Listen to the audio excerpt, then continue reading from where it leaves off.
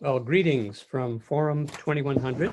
This is David Gauci. Dave Nagel and I welcome you to the 17th session in our Business and Energy series. Today, we are very fortunate to have as our guest Ehud Ronn. Dr. Ehud Ronn is a professor of finance at the McCombs School of Business at the University of Texas at Austin. His research and teaching interests focus on the valuation of energy commodity contingent securities. Dr. Ronn began his studies in economics and management at the Technion in Israel, and then he earned his PhD in finance from Stanford University. He has held academic positions at Dartmouth, at Fordham University, the European Business School, the Helsinki School of Economics and Business Administration, and the University of California, Berkeley. He has also held executive positions at Morgan Stanley and Merrill Lynch, now a division of the Bank of America. Well, 2020 has painted a rather exceptional pattern in the oil and gas sector, from the Saudi-Russian price war to the demand destruction from COVID-19. So how do we interpret what the markets are telling us now?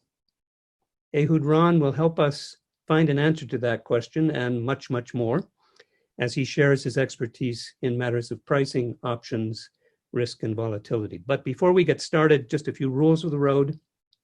Very shortly, I shall turn the podium over to Ehud, and he will present for approximately 18 minutes or so. Thereafter, we shall entertain questions from you, the audience, for 10 minutes. Please use the chat function in Zoom to submit a question at any time, and Dave Nagel and I shall do our level best to compile the questions for Ehud to respond to. Ehud, welcome to Forum 21. It is so nice to have you with us today. The floor is now yours. David and Dave, thank you very much. It's an honor to be here. And I'd like to say good morning to our colleagues here and good afternoon to our colleagues overseas. Before I begin, I'd like to take 2 seconds to comment on this issue of what David has kindly described as the message from markets. What I have in mind there is that for me, market prices are more than investment vehicles or trading avenues. They are conveyors of information, and it is really the latter on which I would like to focus in this presentation. And I realize this is an energy forum, but nevertheless, I've been given permission to take a couple minutes of your time to talk about the equity markets as a setup for the discussion of oil markets, to which we will get very presently. So I'll talk a little bit about the equity markets, and then the key indicators that I'd like to show you are the level of prices, the slope of the futures curve, and the OVX, which is the comparable to the VIX implied volatility. OVX is the one in the oil markets. VIX is the one to which I will now turn in terms of describing the implied volatility on the S&P 500. So we have much to talk about and not at much time. Let me forthwith go to it. As you know, the markets had a dramatic decline in the 6 weeks from the middle of February to the 3rd week of March. You see here a decline of nearly 34% in the level of equity prices as represented by the S&P 500. You will see me frequently use Bloomberg screens, of which I am a big fan, so permit me to use that as the vehicle by which to convey this information to you. You see here the precipitous decline as well as the recovery, which has followed that since we hit the bottom around the 3rd week of March. So that's the level of equity prices. But what I would like to turn to is this issue of implied volatility. So what is implied volatility? It is a forward-looking measure of volatility, standard deviation of the rate of return, as extracted from option prices. And what you see in this presentation, in this table, is the distinction between historical volatility and implied volatility. Historical volatility is perforce retrospective. It looks to the past. Implied volatility, extracted from option prices using the famous Black-Scholes model, is forward-looking. It looks from now to the future, hence is a far more interesting, important, and reliable indicator of how markets perceive that level of nervousness and uncertainty. VIX is the 30-day implied volatility on the S&P 500. The SIBO calls it the investor fear gauge. I prefer nervousness and uncertainty, but in either case, it tells you something about how nervous and uncertain investors are about the future. And what is particularly interesting, and I wish I had the time to do it, is to take you through a history of these 17 years that you see here. What is interesting is to see how markets perceived the particular crises through which we went in this period that you see here. You see Persian Gulf I, the invasion of the Emirate of Kuwait in August 1990. You see the Asian financial crisis. You see long-term capital markets collapsing in 1998. You see the immediate after effects of the 9/11 attack, as well as the recession we had in 2001, 2002. So the interesting thing, I think, the really informative thing about implied volatility is that it captures in this percentage implied volatility the measure of nervousness and uncertainty that is comparable across different crises. And I'll take 2 seconds of your time to do a comparison between two periods. The two periods I would like to contrast is 1991 and the spring of 2003. These are, you will recall, Persian Gulf I and Persian Gulf II, i.e. the invasion of Kuwait in 1990, as well as the invasion of Iraq in 2003. And the point I commend to you is to focus on the high watermark here of implied volatility during each of these two crises. You see here the high point was 36.47%. This is 1991. And here in 2003, you see it's 34.69. Now, I'm not a political scientist, but what markets are telling us that is in terms of their nervousness and uncertainty, the peak level at both of these was virtually identical. And for me, that makes it a particularly interesting metric with which to compare different crises. So very briefly, let me show you the Great Recession and the current crisis. The Great Recession, VIX peaked on November 20th, 2008 at 80.86%.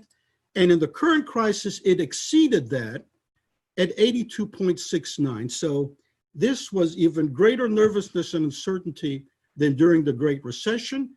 It spiked very quickly and then it abated as we hopefully have come out of the worst of the crisis through which we are now going.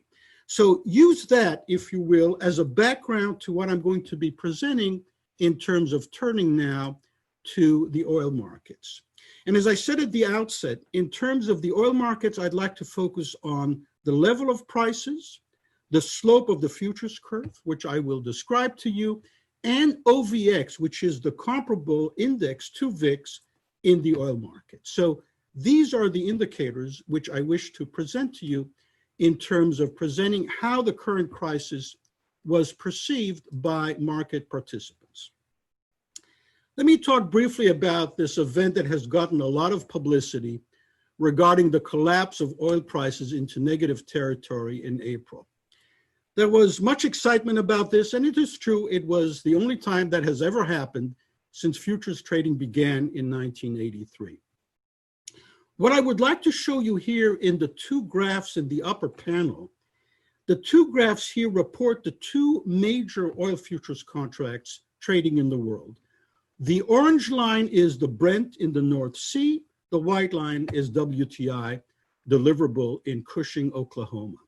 And the point is to see that this was really a one-day phenomenon that was deviant from the previous pattern. It was unusual, but then markets more or less reverted back to the same spread they had displayed before. So briefly, why was it? Well, if you look at storage in Cushing, you can see that it was almost exhausted. Not quite. There was still some left.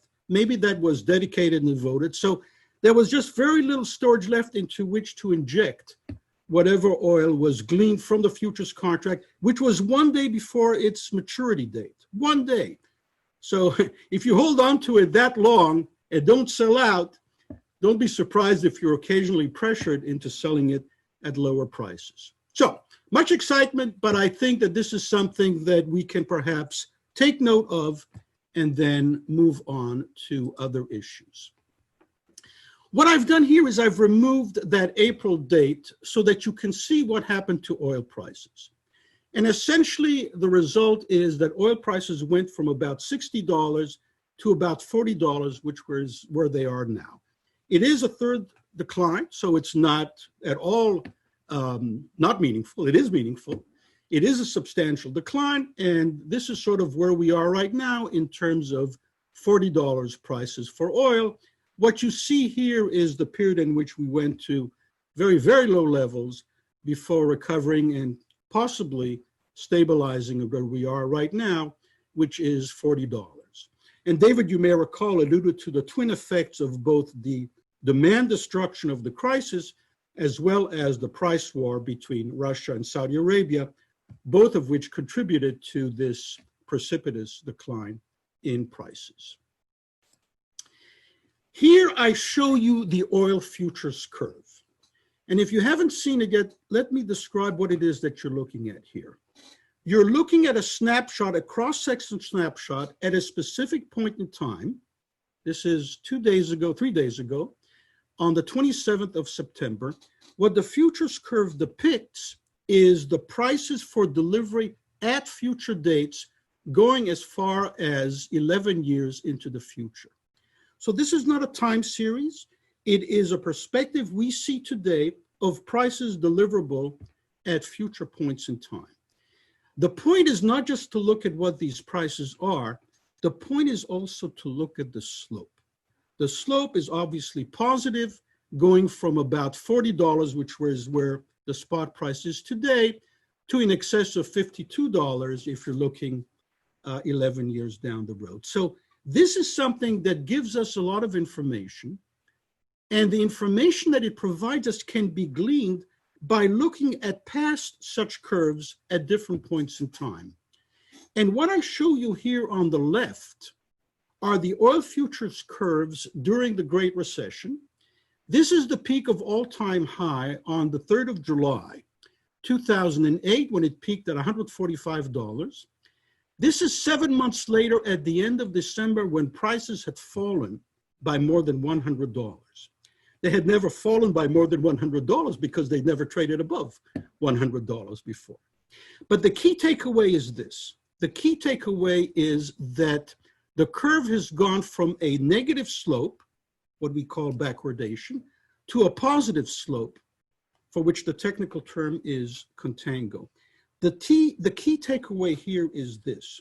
When we are in contango, it exemplifies weakness in demand or oversupply. In other words, it is a manifestation of an unusual situation, the crisis situation of the Great Recession, when the demand for energy was also significantly curtailed because of the lack of economic activity. And I think that is a good perspective by which to see what is happening now. So what I'm showing you in these two, this is the futures curve in January of this year, before the onset of the crisis. This is the curve on the 17th of May. So during the, after the peak of the crisis, but still within the crisis mode. And again, you can see the change in the slope. We went from a backwardated curve to a curve in contango. Remember, that's the upward slope, signifying very weak demand for energy right now, and possibly a resurgence later on. It's interesting to note that the very long-dated prices are actually higher in May than they were in January. But again, the point is, it is a positive slope that signifies that we are in a state of weakened demand. We know this, but it sort of shows to us quantitatively and graphically how that weak demand is manifested in markets. So that is the futures curve and its slope. I take you here to OVX. OVX is the implied volatility 30 days on oil prices. This is what it did during the Great Recession. So again, nervousness and uncertainty about where oil prices were going.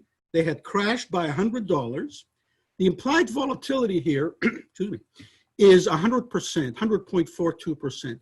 Don't think of this as an index. This is an implied volatility of standard deviation, or implied volatility or standard deviation that is forward-looking at this point in time. And I show you the implied volatility during the Great Recession as a perspective on what it did during this particular crisis. So again, the high water mark here, 100.42. The high water mark during this crisis was way above that.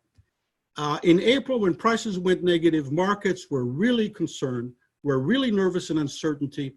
This is an incredible number we had never seen before. Well, the previous max was 100.42, so obviously we had never seen this before, but you can see here the spike into extraterrestrial territory in terms of the nervousness and uncertainty in the oil markets. And again, a recovery since then, still elevated, but nowhere near as elevated as it was during the peak of the crisis in oil prices thus far in late April. I want to be a little bit technical here, and I want to show you the vol skew. Let me take 2-3 seconds of your time to describe this. What the vol skew is the cross-section of implied volatility across what you see here on the horizontal axis. The horizontal axis is what we call moneyness. It's the ratio of the strike price to the futures contract. What the vol skew tells us at any point in time is which direction markets are concerned. Are they concerned to the downside, which would be over here where strike prices are lower? Are they concerned to the upside where strike prices are higher? You can see here that I'm showing you the vol skew on 3 specific dates chosen quite deliberately.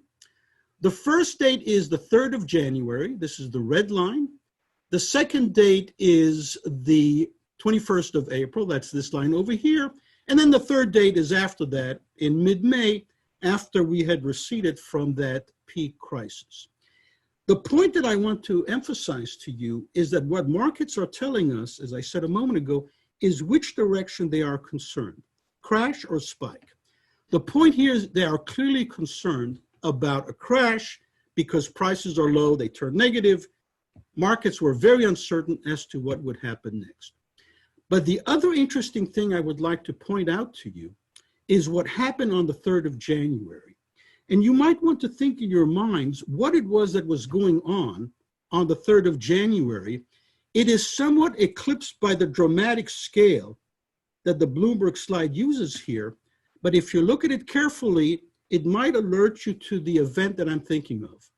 So with a little bit of dramatic pause, let me ask you to think what was going on the 3rd of January. And without yet giving it away, let me zoom in on the 3rd of January. So now I'm taking that red line you saw on the previous graph and putting it by itself in splendid isolation, by itself in this graph. And what you see here is that you have a higher implied volatility in the higher strike prices, i.e. markets were concerned about a spike. So finally, what was it that was happening on January 3rd? What happened on January 3rd was that there was an attack at the Baghdad airport on an Iranian personality that caused concern for a short period of time that there might be hostilities in the Middle East. Hostilities in the Middle East give rise to the standard geopolitical supply-side crisis. We haven't seen many of those recently, but of course, we saw many of them in the previous century. The point is, markets were signaling on the 3rd of January, we are concerned there might be hostilities in the Middle East, which would give rise to a curtailment of supply and therefore higher prices. And so market prices are informative, not just in telling us how nervous they are, but in which direction that nervousness can be perceived at any point in time. 2 quick things before I return the baton. The first one is here on the issue of price forecasts. What you have here is these individuals over here working at these institutions forecast prices, and what they report to us here in this line is the difference between price forecast and the corresponding futures contract.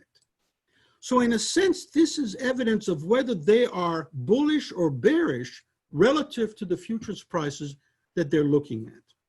I'm showing you this as of the 17th of May, and you can see that they expected prices to be significantly higher than the prices at which the futures contract for those specific calendar quarters were trading. So again, it is an evidence of some bullishness, some optimism that we will be returning to some semblance of normality. Price forecasts are never perfect, and so we want to use this carefully, but I did want to show you this in contrast to the price forecast here. Now prices, as you can see in this line over here, futures prices have recovered from those $20 range into $40. The forecasters are still optimistic, but not as significantly optimistic as they were earlier. So again, something interesting on which to focus as we look to the future. And before I do return the baton, as I'm just about running out of time, I cannot resist commenting on an event that will take place in a month and 3 days here in the US. We have our quadrennial general election in the first Tuesday after the first Monday in November. And so, oh, sorry, that wasn't it. This is it. So what we have here is the VIX term structure of volatility, which shows you that in the near term, and again, don't be impressed by the magnitude. Remember that Bloomberg scales these just to fit in. So it looks like it's a huge difference. It's only between 22 and 27. So you have to be careful when you consume these Bloomberg slides. The point is, there is some nervousness and uncertainty over what will happen over the next 2 months or so, and then there's less uncertainty later on. So, so let me leave you with that. I have some things to talk about natural gas, but I'm a little bit concerned that I'm running out of time. But David and Dave, I hope you will let me summarize, and I'm happy to address the natural gas if we have time. I'd like to summarize by going back to this issue of the message from markets, what Friedrich Hayek said in 1945, we must look to the price system as a way of communicating information if we want to understand its real function. Here there's a quote from a famous corporate finance textbook about reading the entrails.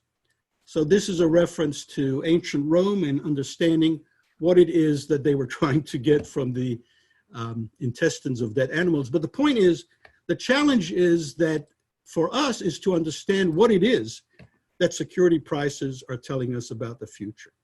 And I cannot resist concluding with this famous quip by Paul Samuelson in 1966, that the stock market has forecast 9 of the past 5 recessions.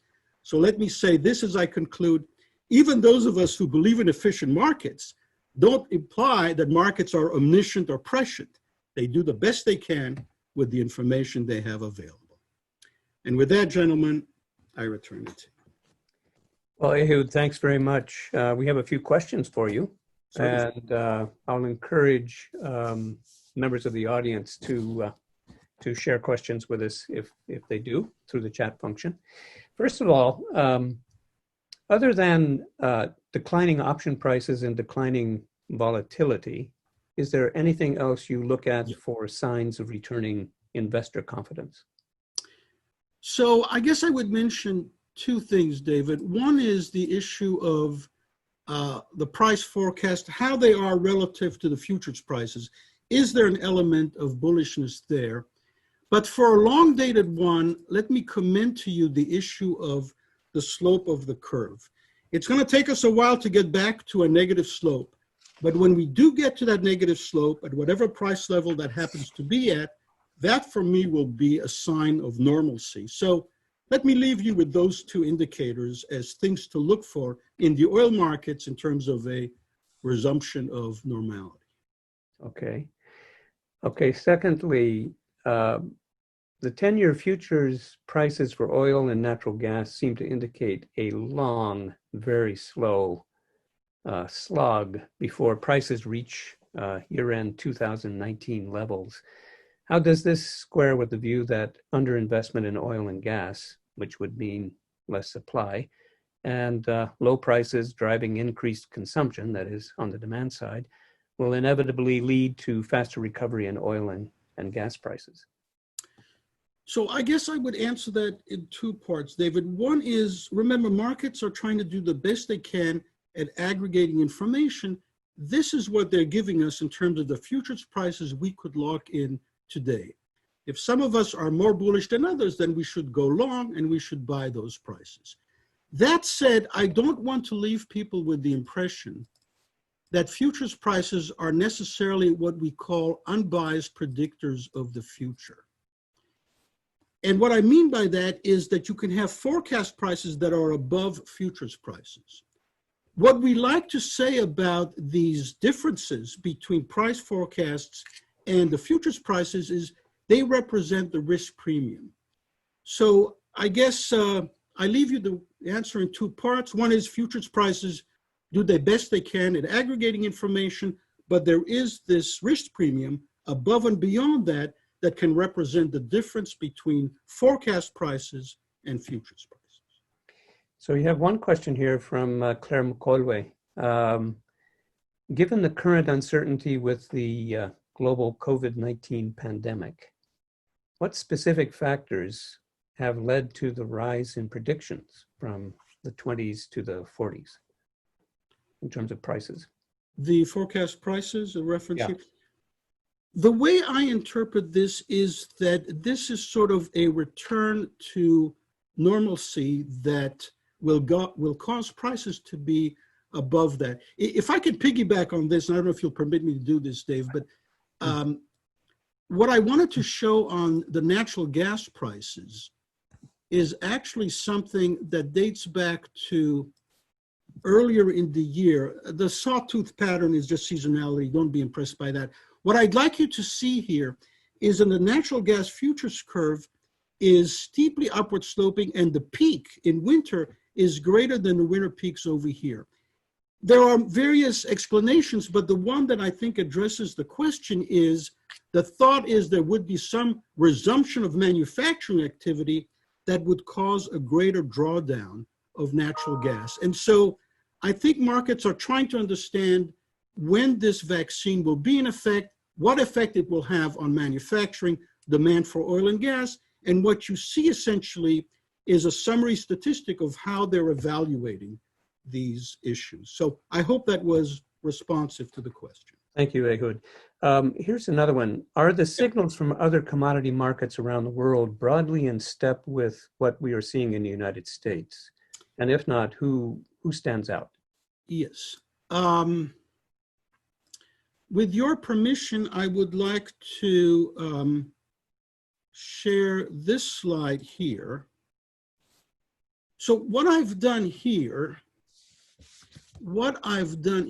is I have stated one next to the other the Cushing curve and the Brent oil C prices curve. So simultaneously, a snapshot at a point in time of these two.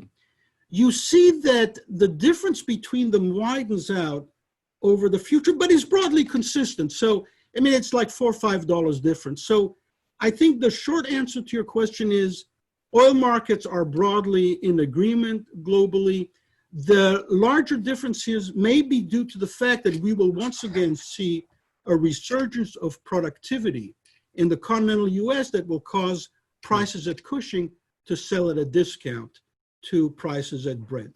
But broadly, I submit to you, at least in the oil market, these two curves are indeed consistent, one with the other. Okay, thank you. Okay, what does the current market information suggest for how oil and natural gas company managers should allocate their investment capital? Right. I think for me, one important point that I would like to emphasize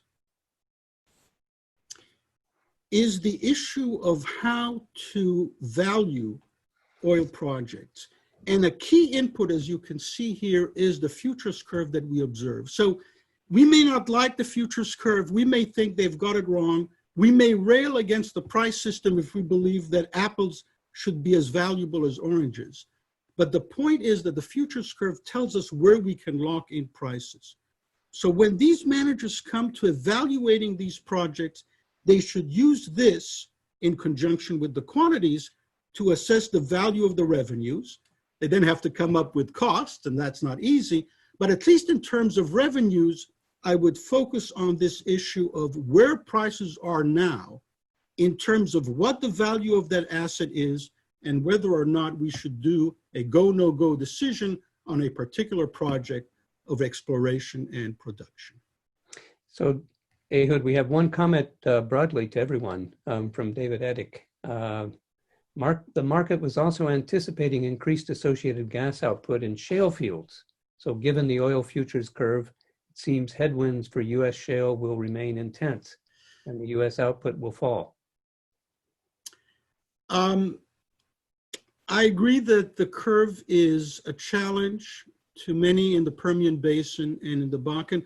I understand, David, that some of them can do it profitably at $40, $35. So they are facing some headwinds, but these prices, if something like that materializes, these people are incredibly efficient producers.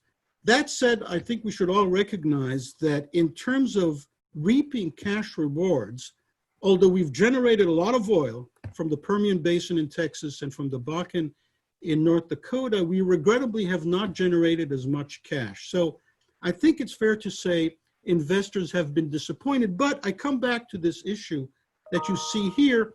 At these prices, these people who are efficient producers can make a go of it and can generate some profitability.